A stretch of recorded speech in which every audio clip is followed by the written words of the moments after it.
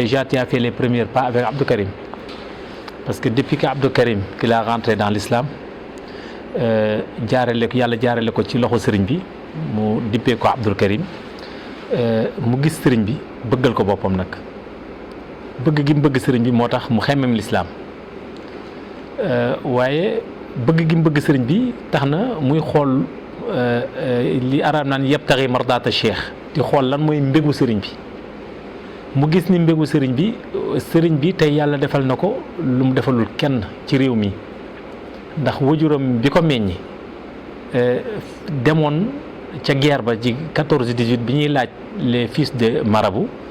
moom Cheikh Sidil Mokhtar ibn Cheikh bu Mohamed Kunta ak fukk yi mu àndaloon yàlla def mu dem ñëwaat Abdou Karim bi mu tuubee yëg loolu amatul jàmm ni faw mu invité sëriñ bi taxawal benn journée tirailleur ca Belgique ndax foofu la tirailleur africain yi ñu naan tirailleur Sénégal contingent yi foofu la njëkk a wàcc si suufu Belgique avant ñuy dugg France ba tax na mu bëgg ndax historien la cadre la intellectuel la te consultant la mu xam lan mooy njëriñul histoire te kataba allahu taarix wa kataba man yaktubu alayhimu taarix yàlla moo bind histoire moo tax histoire dafa sacré te tirailleurs yi seen histoire dafa sacré mën nañ ko dugal ci histoire saint ndax yu sacré la waaye rawatina ak sëriñ bi nga xam ni amul ku dul wajuram Cheikh Sidil Mokhtar al Kunti ndax moo ko boole ci ahlul Kunti yu Cheikh Sidil Mokhtar al Kunti yu tey moo tax mu toog jotaay bi yilif lépp lu sant Kunta ci déndu Afrique rawatina fii ci Sénégal tamate ko sëkk bi mu ko waxee sëriñ bi ca Ndakaaru sëriñ bi daf ne ko incha allah loolu de baax na kon mu ciy dox booba tey ba yàlla may ko ci buntu nag yàlla may na ko ci buntu def na première pas yi si Belgique ñëw fii na war a commencé première pas yi alhamdulilah ñi ngi ñaan yàlla nañ ci yàlla dimbali kon Cheikh bu Diop yow mi nga xam ne yaay werokaanu askan bi di werokaanu tariqa bi mag ñi wax ak yow lu bëree bëri ci histoire tariqa bi wax ak yow lu bëree bëri ci histoire kër gi kon jàppal ni loolu bokk na ci say sas itam te ci lu dul hasard démb moom Cheikh bu dafay ñëw ñu am lu ñuy waxtaane fekk waxtaanaguma woon ak Ablaye Mbaye yàlla def ñoom ñu ñëw ci guddi gi di waxtaan jën mii di Hakim Abdou Hakim la tudd wax ni moom li ko gën a yitteel mooy aspect culturel bi nga xam ne day ànd ak culture religieuse culture qadriya te Cheikh bu Diop di ko def man dama tiit mu ni c'est Cheikh bu Diop c'est le premier koo xam ne dañ koy adhéré ci comité d'organisation bi ndax aspect boobu te moom mii démb mu ni ma ci guddi mu ma li may yëg daal mooy tabala yi dafa war a rëkk dënd Europe waaw kon loolu dafay doon yoo xamante si ni macha allah après incha allah Ablaye va te traduire tout ce qu'on dit incha allah ba tax na du ñu guddal yàlla def itam sunu kilifa gi teew fi di Cheikh bu Khalifa tam bokk itam ci comité d'organisation bi ndax dafa bokk ci udul xilaafa am responsabilité itam ci système xilaafa gi bokk itam ci ni ñuy doxalee xilaafa gi ñu ciy yëgoo saa su nekk mu doon ci itam shaxsiya jëmm ju am solo ci taxawaay ci wàllu nijaay ci taxawu nijaayam démb tey doog a dikk doon koo xamante si ni ku miin nijaayam la te itam ku nijaayam bëgg la bi sëriñ bi toogee ba tey itam mu simmi yëre doom simmi yëre nijaay simmi yëre jarbaat sol yëre taalibe bëri na lu ñuy wax man ak moom bëri na mission yu muy dox ci kër gi loo xam ni moom mooy jóg dox ko yàlla xam na ne man ak moom ak Cheikh Sidi Makhtar mii toog ci wetu wajuram léeg-léeg ñoo koy yëg ndax day doon mission yoo xam ne si ni yu urgent la yuy jëpp tëb dal suñu kaw yu mel ni muhaadaraat yi nga xam ne si nii day xew ci wàllu kër diine yi yu mel ni muassasaat yi nga xam ne si nii dañ koo bokk suñu nawle kër diine yi yëpp mu fay taxaw ba ci croissant lunaire bi lépp mu fay taxaw kër gi bokk itam ci comité d'organisation ci wàllu Belgique bi buñ ko gënee yaatal incha allah ci réunion bi nga xam ne si ni réunion dëgg lay doon di ñaan daal yàlla nañ yàlla dimbali ba ñoom seen càkkutéef ndax ki ñëw présenter le projet ni leen nu ngeen ko bëggee rek lay xaar bëgguñu mu doon loo xam ne dañ koy xumtee ci benn place dañoo bëgg mu doon loo xam ne si ni day yegg sur dimension internationale ci tous les domaines nag ba tax na loolu ñun ñoo ci des di ñaan rek barki Cheikh Sidil Muxtaar Kunti bi tax ñu di ko def yàlla maanaam dugal ci loxoom ci barki Cheikh Sidil Muxtaar ba yombal suñu lijjanti fii si Sénégal yombal ko moom itam akayam foofu ci Belgique te lépp lu ñu ciy def rek mu doon ndamal Sénégal doon mbégte tariqatul xaadiriya doon jàmm ak tawfiq ak taysir ci ahlul kunti yu bi jaahi Seydina Muhammad sallallahu alayhi wa sallam loolu moo doon kàddu yi wa axiru daawaana ila alhamdulillahi ñu ngi gën a sant nag ci turu sëriñ bi sëtu sëriñ bi di Abdoulaye Mbaye ndax maa ngi koy wax Mor léegi am na lu may wax ak moom fee bu tudd Abdoulaye ndax moom mii dañu seq lu bare ca maam ya nag ca ba léegi waaye lépp rek alhamdulilah mu teg ko ci principe di ko rafetal ba tey ci respect ci dal ci yar ci teggin waaye ci discrétion nag amal sëriñ bi njëriñ lool nag ndax sëriñ bi da koo gënal boppam ndax ku jur sa taaw tuddee ko ki nga ko tuddee am na foo ko toll sëriñ bi da koo gënal jëmmam itam sëriñ bi da koo gënal lépp man loolu xam naa ko ci moom xilaafa nag bu xasee ba taxaw ku ne mën na cee fés ku ne mën na cee feeñ waaye am na loo xamante si ni avant xilaafa la ak pendant xilaafa kon moom yàlla na ko yàlla taxawu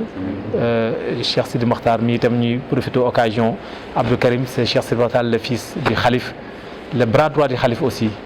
mu doon aminu sirru papam yor secret papam ndax xam nañ ni papaam Cheikh Sidi Mokhtar la ko tuddee te aussi itam ñuy ñaan moom mi symbole la si journée bii ñuy waajal ndax son homonyme Cheikh Sidi Mokhtar mooy maamam mu doon nit koo xam ne ku am taxawaay la ci wetu papaam ndax soxlawul dërëm musuma ni ma sëriñ bi lii mooy sama yitte dara musu fee ñëw ci kër gi ndax baayam dafa waxoon lu ñëw na delluwaat ci kër gi Cheikh Sidi Mokhtar Cheikh bu Sidi Mokhtar dafa ne lu ñëw na delluwaat ci xilaafa gi xamul nu xilaafa gi lu dugg daal bu duggee ci loxoom dina yëkkatiwaat jox ma kon moom tamit yàlla na ko yàlla taxawu yàlla fay ko te yàlla suturaal ko démb ci guddi ñu ngi koy wax man ak moom ma ne ko benn yitte rek la ñu war a am ñun ñëpp mooy gunge sëriñ bi ba ëllëg ñu taxaw jàkkaarloo askan bi ci bët xam ne liggéeyal nañ sëriñ bi te loolu nag résultat bi yàlla na yéex a feeñ di jaahi Seydina Muhammad sallallahu alayhi wa sallam loolu moo doon kàddu yi di la on te remercier une fois encore sur ton disponibilité et votre engagement et aussi votre loyauté envers notre vénéré Khalif Cheikh Bou Sidi Mokhtar jazakallahu khairan. waxu maam Cheikh Sidi Mokhtar mbir mi ñi koy def jóge Belgique nga xam ni dëgg rek mooy dëgg ndax it nag ñoom li ñuy def mooy bëgg a honorer tirailleurs sénégalais wala tirailleurs africains yi ñëwoon jàpp ci yàlla dogal moom Cheikh Sidi Mokhtar mi di wéyjuru xalifa bi toog di doomam tudd Cheikh Bou Mohamed xam nga ni hasard amul de moom mu dem ànd ak fukki nit ñu dem sain et sauve ñu ñëw sans bravoure amul sax trompette ni tambour ñu def ko ci nu simplicité mu am beneen jàngat magam la fi fekk di Cheikh Al Bekkay à l'époque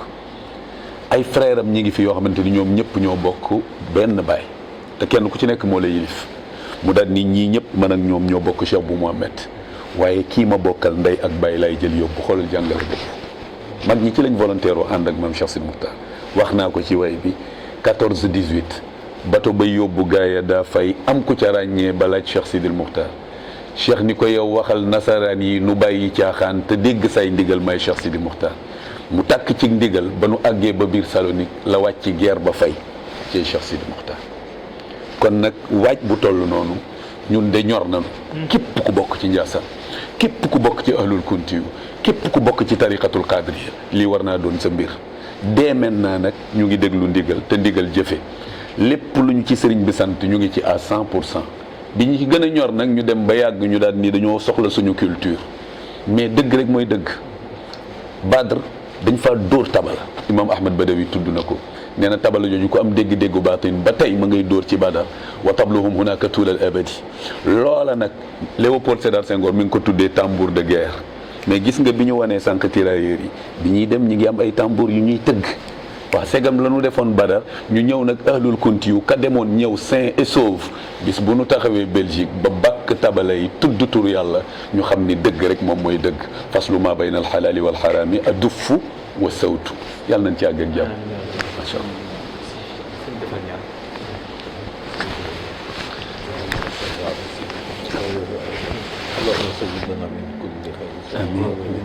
وادفع عنا كل مشاكل السرور واختم لنا بخواتم الصالحين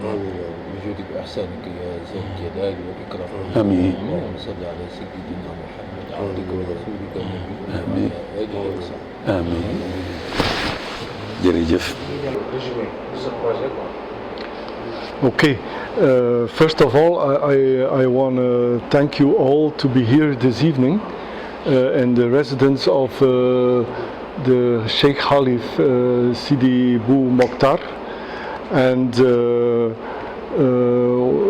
why we are here. And the goal of being here is that we feel that there is some unity between our country, between our village, between our region, by the fact that we encountered the story of the father of the Khalif, who was, by one of the discussions we have, came out that he was in Flanders. And when I asked where was you in Flanders, then we remarked that it was in 1917 during the Great War. So we started to investigate about this occasion, and it was really remarkable that our people doesn't know much about the story of the tireurs Senegalais who were in our fields fighting for the freedom of our country, for the freedom of Europe, for the freedom of the world at that moment. And all these brave men, they came to us from a completely strange world into the very furious battles they fought in Western Europe between the Germans and the Allied forces. So this was quite a story. So we started to investigate and came to the fact that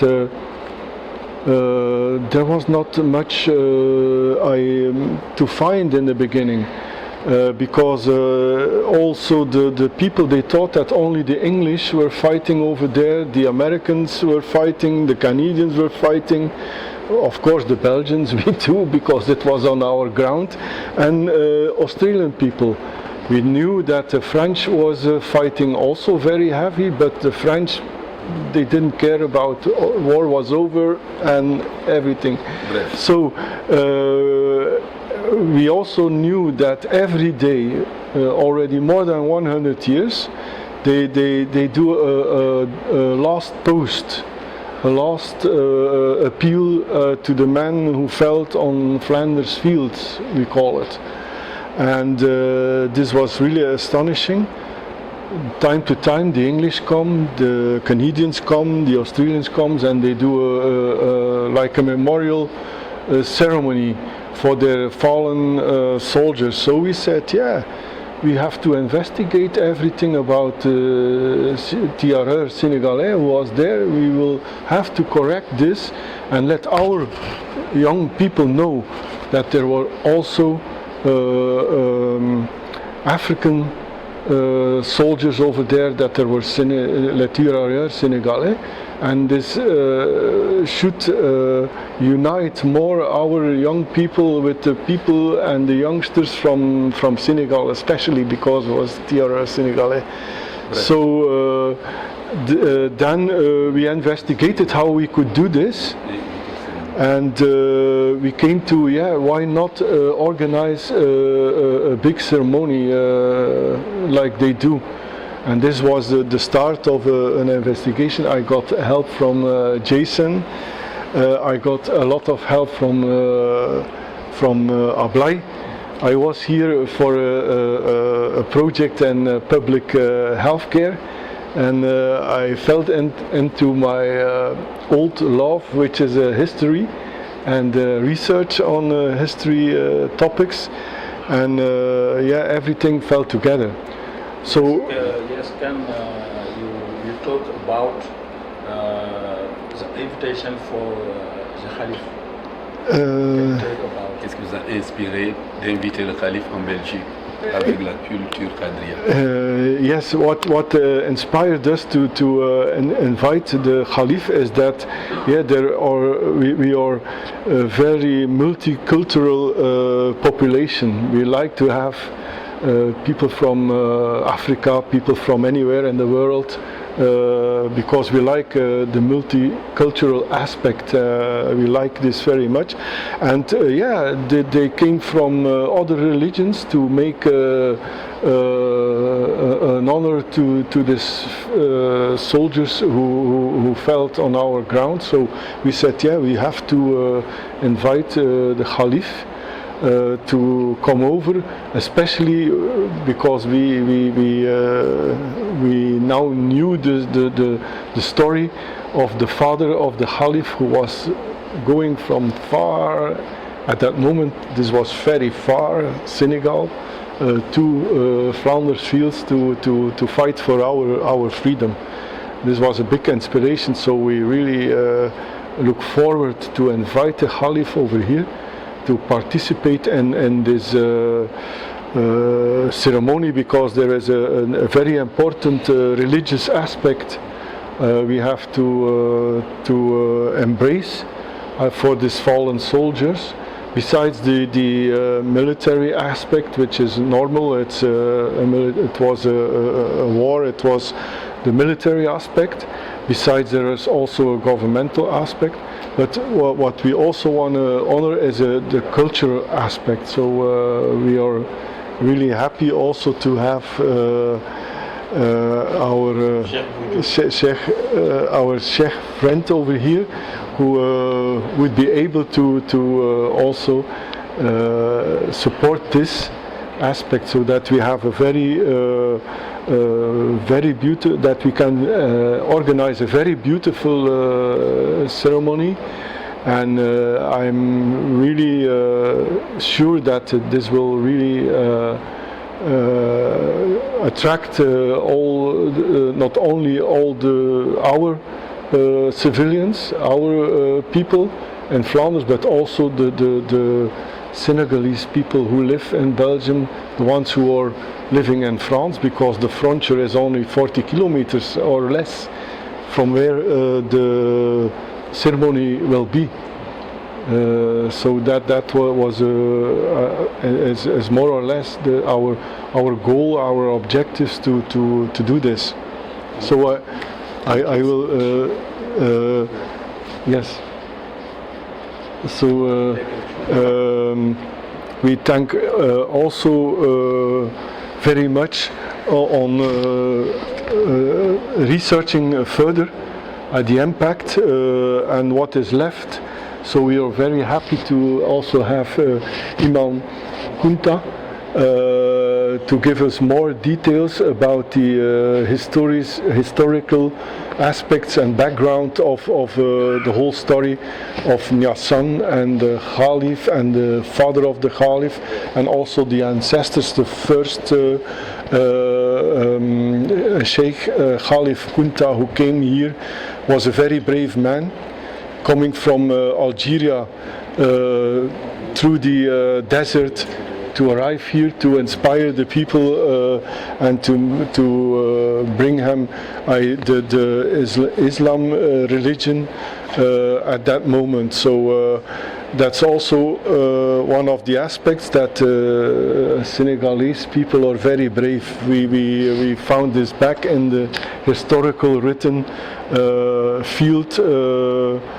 registration field, books of the generals, of the officers who was in battle, and also from the other one, from the enemy, from the Germans, the English. They talked about the horreur sénégalais, the Canadians and the other ones. Oh wow, they really looked how brave they were. You see. So if Imam Kunta can bring us more information, more details, that was what they asked in Belgium, the professors, to us. If you go, can you bring photos? Can you bring witnesses down from the people, from the families of the soldiers who accompanied the father of the Caliph on his mission to Europe, to Flanders. So we think we will come back also with a lot of history background, which will be very welcome in Flanders. Eventually organize a permanent exhibition in the museum over there with the story of the father of the Caliph. Thank you. I thank you very much. Yeah.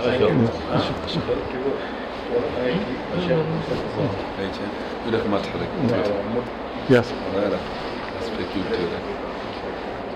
سبحان الله والحمد لله لا إله إلا الله لا إله إلا الله سيدنا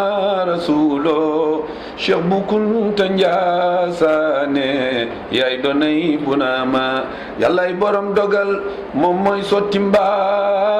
في كونيخ تخينا باخل نمام شيخ سيدي مختاري 14-18 bato bayo bugaya da fay am ko caragné balla Cheikh Sidi Makhtaré Cheikh ni ko yow waxal nasaraan yi nu bàyyi caaxaan te dégg say ndigal may Cheikh Sidi Makhtaré mu takk ci ndigal ba nu àggee ba biir Saloni la wàcc ger ba fay ci Cheikh Sidi Makhtaré ci benn bis la daa dem del si ànd ak aal nga wax mu naan Mali la nekkoon di leen waare jéggaaniwul dara waajuram wa mooy wasilaam tuddee na ko ñaari turandoo ñëpp am leere Cheikh bu Sidil Muxtaar mu soxna Anta mooy ki ca mag ñaareel ba Cheikh bu mu mamma jooli le foore